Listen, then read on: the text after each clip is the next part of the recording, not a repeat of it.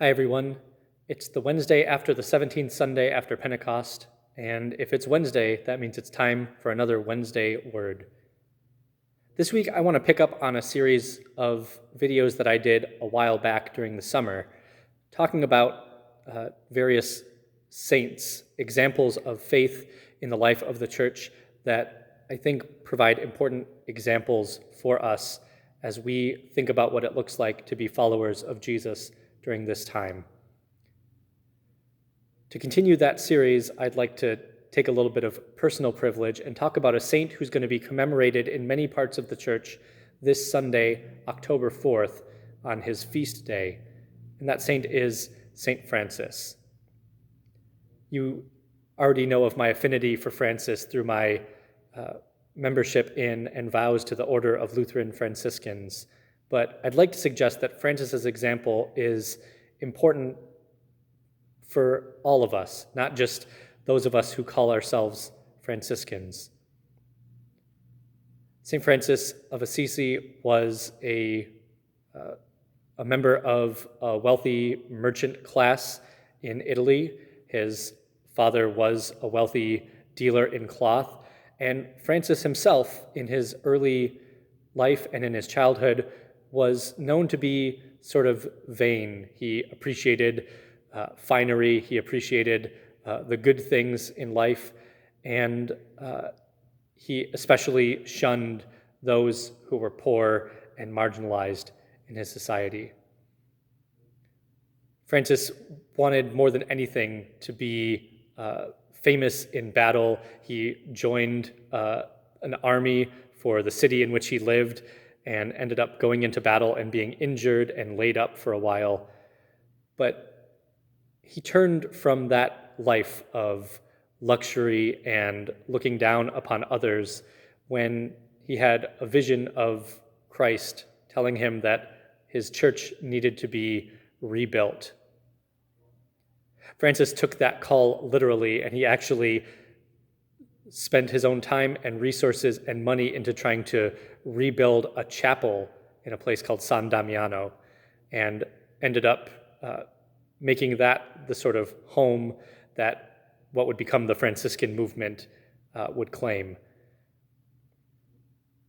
But in rebuilding the church, in this call to rebuild the church, Francis discovered the virtues of poverty and humility that he saw reflected in Christ in the scriptures.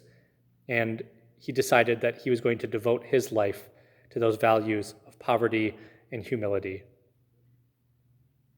That message was attractive to other people, and so he gained a following, and it turns out that in the Library of Congress, there are more entries devoted to St. Francis than there are to any other person besides Jesus, which I think tells you something about Francis's influence on the Christian church from the 13th century onward. Okay, you might be saying, that's all well and good. What does Francis have to say to us today? Well, there's a couple of things.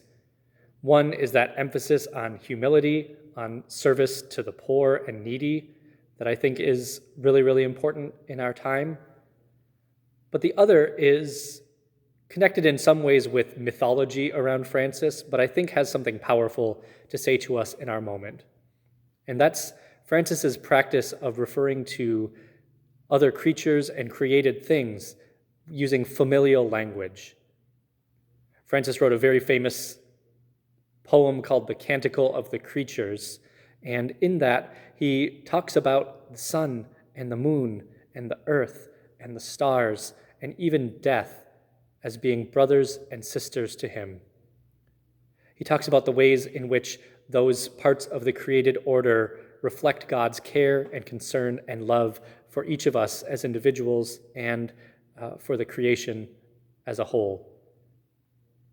And Francis extended that familial language, of course, to other people, such that he viewed everyone as being a brother or a sister or a sibling to him.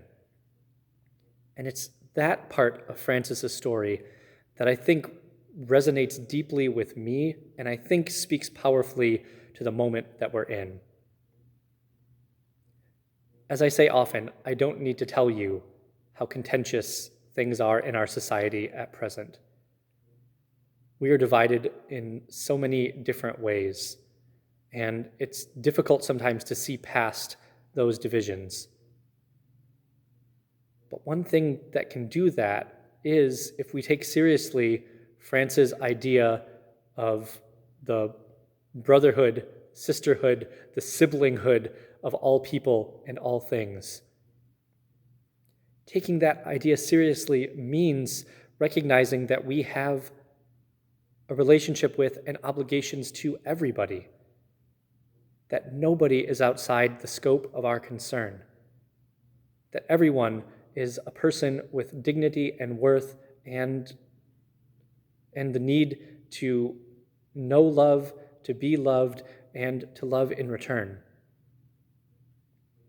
And in this time when we are so divided, when things are so contentious and fraught, something about that familial language, I think, has the possibility to break down some of those barriers. I don't have to agree with every one of your political positions, but if I can recognize that you are a brother or a sister or a sibling to me, and that because of that, I need to approach you a certain way with respect and dignity and worth, with an eye to listening to your thoughts and your concerns and responding to them with grace and love, I think that can do something to break down the barriers, to make the labels less important. That's not to say, of course, that there aren't certain ideas that are not beyond the pale. The idea that you can love everyone and be a brother and a sister to everyone is belied by racism and sexism and those things that intentionally divide. Those things need to be denounced for what they are. That doesn't mean that we stop caring for people. Francis has a great deal to tell us about what it looks like to love everyone without distinction. And it's my prayer as we continue through this time of great anxiety and frustration and division in our society that the model of Francis, the desire to love everyone, can do some work in transforming the chaos and the division around us into something more resembling the unity that I think we all desire. Unity with justice, unity with peace, unity that has real depth and the ability to last. And the only thing that's going to make that unity possible is for all of us to act grounded in love, seeking the good of our neighbors, all of our neighbors, following the way of Francis and Christ and those who seek to emulate those examples themselves. Peace to all of you. I look forward to seeing you again next week. Take care, everyone, and God bless you all.